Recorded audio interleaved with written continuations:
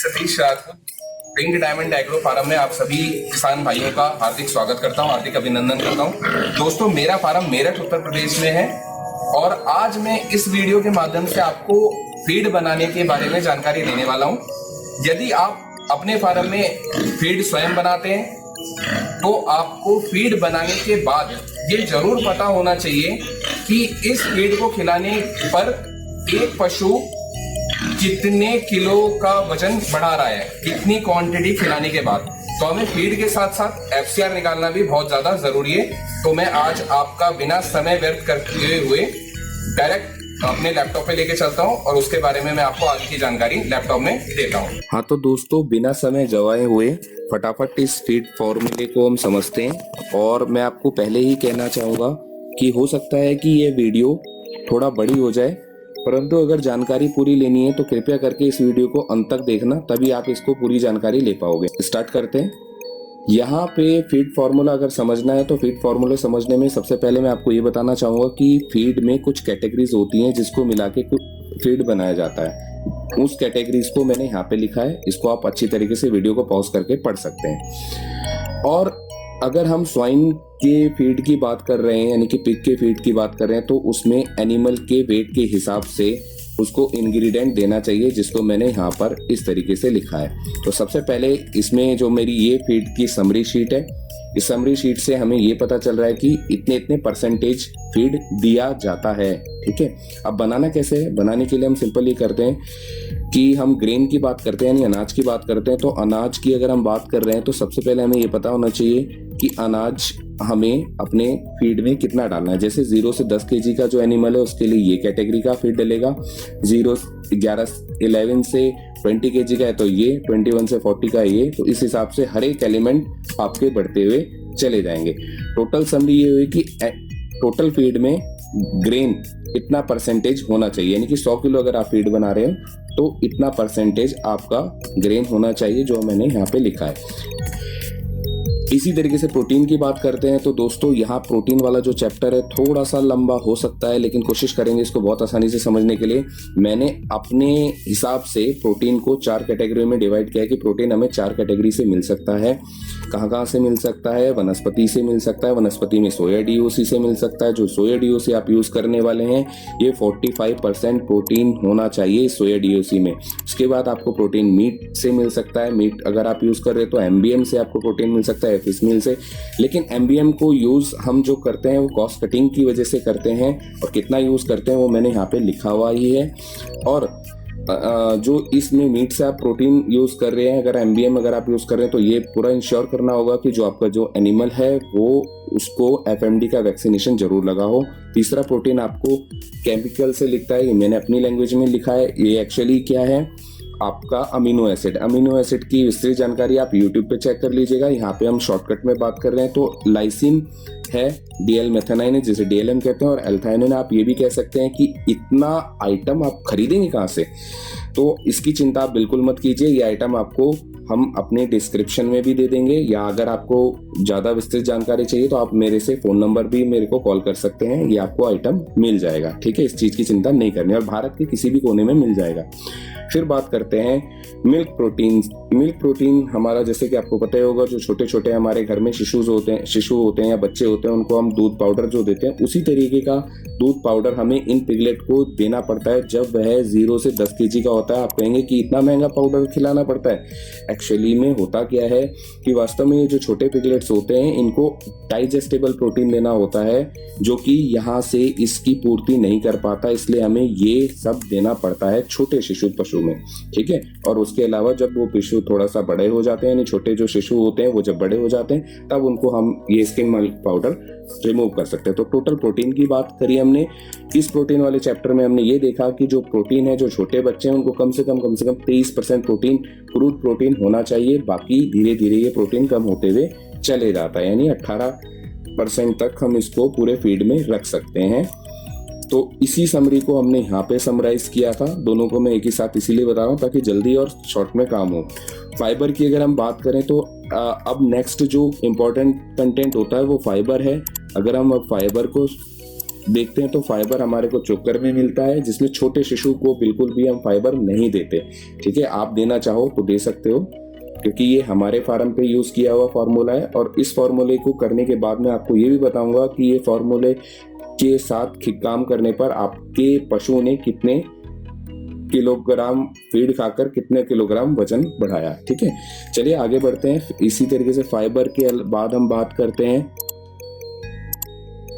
Fat contain की। Fat contain में हमने फाइबर को हमने वैसे ये समरी में यहाँ पे लिखा हुआ भी है। ठीक है, इसी हिसाब से फैट कंटेन की बात करते हैं। तो फैट कंटेन में हम दो तरह का फैट को बढ़ाने के लिए, एनिमल का फैट बढ़ाने के लिए चर्बी का तेल यानी टैलो ऑयल यूज कर रहे हैं और सोया का क्रूड ऑयल यूज कर रहे हैं। ध्यान रखिएगा रिफाइंड यूज नहीं करिएगा, क्योंकि रिफाइंड में काफी चीज रिफाइंड हो चुकी होती हैं। आपको क्रूड ऑयल यूज करना है फैट कंटेन के लिए। तो फैट कंटेन अगर आप देखेंगे तो ये फैट कंटेन है, इस तरीके से आप इनको जोड़ लेंगे तो वही आइटम आपका निकल के आएगा जो यहाँ पे हमने लिखा हुआ है। ठीक है, जैसे चलो मैं इसको आपको दिखा भी देता हूँ। इसमें कोई जहाँ इतनी देर समय लग रही है यहाँ थोड़ा और समय सही जानकारी पूरी प्राप्त कीजिए दोस्तों, पूरी वीडियो देखिए, नहीं तो यहीं पे अगर आप इस वीडियो छोड़ देंगे आगे की जानकारी नहीं ले पाएंगे। फैट कंटेन में ये देखिए फैट कंटेन हमने यहाँ पे लिख दिया। इसी के बाद इसको और विस्तार में देखते हैं। फैट कंटेन के बाद नेक्स्ट आइटम हमारा आता है सप्लीमेंट का।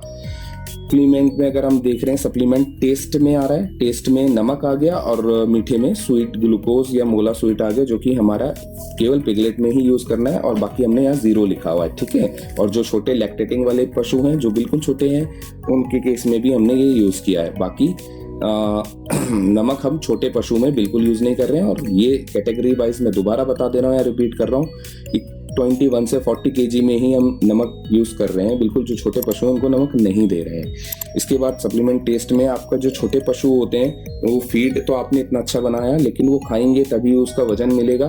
तो उसको थोड़ा सा टेस्टी करने के लिए यहाँ पे हमने मौसम के अनुसार ये शक्कर और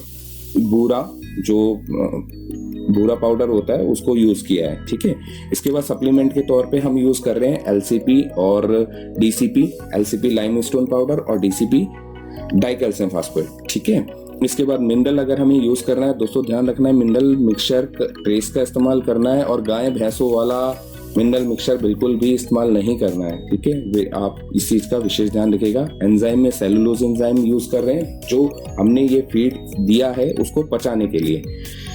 इसके बाद एंटीबायोटिक पाउडर में हम 2 एंटीबायोटिक पाउडर यूज कर रहे हैं, सोडियम बाइट्रेट और टेट्रासाइक्लिन। याद रखना है कि ये हमें मंथली यूज करना है, एनिमल को एंटीबायोटिक का हैबिचुअल नहीं बनाना है। पता चला आपने इसको हर बार ही लगा दिया तो आपका एनिमल एंटीबायोटिक का हैबिचुअल होएगा और जब भी उसको कोई दवाई दी जाएगी, एंटीबायोटिक दी जाएगी, तो वो असर कम करेगी और जो मांस की गुणवत्ता है उसमें भी एंटीबायोटिक्स नहीं होनी चाहिए, तभी मजेदारी आती है काम करने में। ठीक है, और फिर ये स्टम दे रहे हैं, टॉक्सिन बाइंडर दे रहे हैं। टॉक्सिन बाइंडर उस केस में जब हमने एमबीएम यूज किया। एमबीएम के बारे में दोबारा से बता रहा हूँ, बहुत सोच समझ के यूज करना है। जहां से भी खरीदेंगे सोच समझ के अच्छी क्वालिटी का खरीदेंगे। जिंक सल्फेट तब यूज करना है जब हम एमबीएम यूज कर रहे हैं, फेरियस सल्फेट यूज कर रहे हैं और जिंक ऑक्साइड यूज कर रहे हैं। तो इस तरीके से दोस्तों सारे एलिमेंट्स हम यूज कर रहे हैं। फीड का चार्ट आपने देख ही लिया है और मैंने कोशिश की है कि फीड के चार्ट को मैं आसानी से थोड़ा धीरे धीरे आपको समझा पाऊं। बाकी मैं इस सारे चार्ट की एक्सेल अपने डिस्क्रिप्शन पे भी डाल दूंगा, आप वहां से भी डिस्क्रिप्शन से भी डाउनलोड कर लेंगे। जिनको डिस्क्रिप्शन नहीं आती देखने तो दोस्तों कृपया करके सीख लीजिए किसी भी भाई बंधु से। और दूसरी चीज, जरूरी नहीं है कि ये काम मैं अपने लैपटॉप में ही करूं, ये काम आप अपने रजिस्टर में भी कर सकते हैं। चलिए दोस्तों फटाफट अब आगे बढ़ते हैं एफसीआर के ऊपर कि एफसीआर के लिए क्या करना होता है। एफसीआर के लिए दोस्तों हमने क्या करना होता है कि सबसे पहले हमें अपना एक फीड बनाना होता है, जिस फीड को बनाने के से हमें एफसीआर चेक करना है। तो हमने कैटेगराइज कर लिया 11 से 12 केजी के जो एनिमल्स हैं उनके लिए फीड बनाना है। तो मैंने इस तरीके की सीड डेवलप कर रखी है कि यदि आपको 50 किलो का फीड बनाना है तो आपको ये एलिमेंट लगाने होंगे। और यहाँ पे येलो लाइन में अगर आपको सपोज करो 200 किलो का फीड लगाना है तो 200 किलो का भी फीड आप बना पाएंगे। और अगर आपको 150 किलो का फीड बनाना है तो 150 का बना पाएंगे। यदि आपको 450 का बनाना है तो 450 का बना पाएंगे। तो ये मैंने अपने यहाँ पे काम कर रखा है, आप अपने हिसाब से इसको घटा बढ़ा सकते हैं। ठीक है दोस्तों, तो दोस्तों अभी हम यहाँ पे 50 किलोग्राम के फीड की बात कर रहे हैं। मैंने सबसे पहले क्या किया है, 50 किलोग्राम एक फीड बनाया है और इस फीड में किस किस रुपए की क्वांटिटी आई है, कितने कितने रुपए की चीज आई है, ये मैंने मक्का पिसाई के साथ लिखी है। और यहाँ पे जो जो भी मैंने एलिमेंट यूज किया है सब कुछ यहाँ पे लिख दिया है और ये देख लिया है कि मेरा पर केजी फीड कितने रुपए का पड़ रहा है और टोटल 50 केजी फीड कितने रुपए का पड़ रहा है। ठीक है, इसके बाद मैंने क्या करा, अपने फार्म में एक 6 एनिमल्स को आइडेंटिफाई करा, उन 6 एनिमल्स का वेट किया। जिस दिन मैंने इन 6 एनिमल्स का वेट किया वो 8 सितंबर 2020 था। उस दिन मैंने इनका वेट किया और मैंने पाया कि ये जो वजन है टोटल 52 केजी 400 ग्राम निकल के आ गया है। ठीक है दोस्तों, अब क्या करना है कि ये फीड हमने 50 किलो इनको खिलाना स्टार्ट कर दिया और तब तक खिलाया जब तक ये खत्म नहीं हो गया। तो मैंने ये पाया कि ये फीड 23 सितंबर 2020 को खत्म हो गया और जब खत्म हो गया तब मैंने इन जानवरों का जो मैंने ये वजन किया था पहले, जो 8 तारीख को किया था, इन्हीं का वजन दोबारा से 23 सितंबर 2020 को दोबारा किया और पाया मैंने ये वजन इस बार 80 किलो 700 ग्राम हो गया है, जो कि पहले 52 किलो 400 ग्राम था। तो टोटल वेट गेन कितना हुआ, 80 किलो 700 ग्राम में से 52 किलो 400 ग्राम घटा दिया, यानी कि 28 किलो 300 ग्राम वजन प्राप्त हो गया। अब मेरे को कैसे पता चलेगा कि कितने कितने किलो खाने के बाद कितना किलोग्राम वजन मिला? तो मेरे बहुत सिंपल सी बात है, इस 28 किलो को का वेट गेन करने के लिए मुझे 50 किलो फीड खिलाना पड़ा। तो मैंने 50 को 28 से भाग करा तो ये मेरा एफसीआर निकल के आ गया। ठीक है, 28 किलो 300 ग्राम से, ये 300 ग्राम भी इंपॉर्टेंट है। तब हमारे को पता चला कि 1 किलो 770 ग्राम फीड खिलाने के बाद मेरा पशु 1 किलो वजन पाया। ये जानना इसलिए इतना जरूरी है कि दोस्तों यदि आप अपना फीड बना रहे हैं या फिर आप किसी कंपनी का बना बनाया फीड खिला रहे हैं, तो एटलीस्ट आपको जब यही नहीं पता होगा कि कितना किलो खा के कितना वजन बढ़ा रहे हैं, तो आप कैसे अपने एनिमल की प्रोडक्शन कॉस्ट को आइडेंटिफाई कर पाएंगे। ठीक है, अब कॉस्ट निकालने के लिए बहुत सिंपल सी बात है, ये कॉस्ट हमें पता ही था कि 12 रुपए 80 पैसे 0.07 है। इसको मैंने राउंड फिगर में 1281 लिख लिया, 1 रुपया थोड़ा और एक्स्ट्रा दिया। कुछ ऐसी कोई हिडन कॉस्ट है जो नहीं छूट जाती हैं तो उसको भी मान के एडिशनल लिख लिया।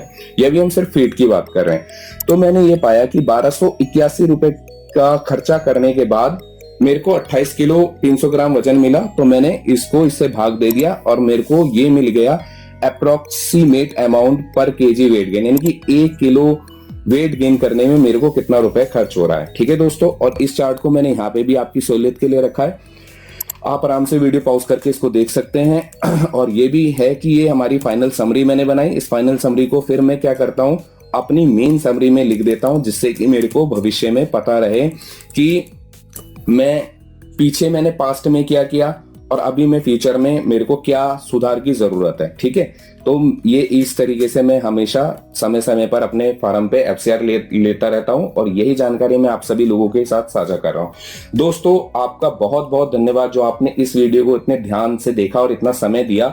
दोस्तों ये बहुत इंपॉर्टेंट है कि जहां से भी आप कोई भी जानकारी ले रहे हैं वह सही जगह से आपको मिल रही हो। आपको ये भी मैं बताना चाहूंगा कि इसी वीडियो के माध्यम से कि हम भी अपने फार्म पे ट्रेनिंग कराते हैं। हम 2015 से अपना फार्म चला रहे हैं ड्राई फीड पे। ठीक है, तो दोस्तों इससे हमें पता चला कि मैंने 45 रुपीज का रुपए लगाए और 1 किलो वजन पाया और इससे ये भी पता चला प्रतिदिन मेरा बच्चा 314 ग्राम बढ़ा। और अगर मैं महीने की बात करूं तो अप्रोक्सीमेट यही बच्चा जो कि बहुत छोटा है 9 किलो 430 ग्राम के आसपास ये बढ़ता है ना। 15 दिन का हिसाब लगाया था मैंने, क्योंकि 15 दिन में इसका जो एवरेज आया है वो ये आया। अब दोस्तों यहाँ बात मैं आपको ये कहना चाह रहा हूँ कि अगर आपको इस फीड के से रिलेटेड कोई भी जानकारी चाहिए तो आप मेरे को संपर्क कर सकते हैं। अगर आपको इस तरीके के एलिमेंट्स खरीदने में कोई परेशानी हो रही है तो आप मेरे से संपर्क कर सकते हैं। और यहाँ पे मैं आपको एक बात और बताऊंगा कि इतने सारे एलिमेंट्स आप अगर नहीं खरीदना चाह रहे हैं तो एक सिंपल सा एक अच्छी क्वालिटी का यहाँ पे मैंने लिखा भी है प्रीमिक्स आप खरीद लीजिएगा, जिससे कि आप और जहां से आप प्रीमिक्स खरीदेंगे उनसे पूछ भी लीजिएगा कि किस किस वेट कैटेगरी में कितना कितना प्रीमिक्स आपको यूज करना है। ठीक है, और अगर आप ट्रेनिंग लेना चाहते हैं तो दोस्तों आपको मैं ये बताना चाहूंगा कि हम जो अपने फार्म पे ट्रेनिंग करा रहे हैं वह सरकार द्वारा मान्यता प्राप्त society pig farmer welfare society के नाम से रजिस्टर्ड सोसाइटी है। उसके अंतर्गत हम यहाँ पर अपने फार्म में ट्रेनिंग करा रहे हैं और इससे ट्रेनिंग के बाद हम आपको सर्टिफिकेट भी देंगे, जिस सर्टिफिकेट से आपको लोन में भी काफी हेल्प होगी।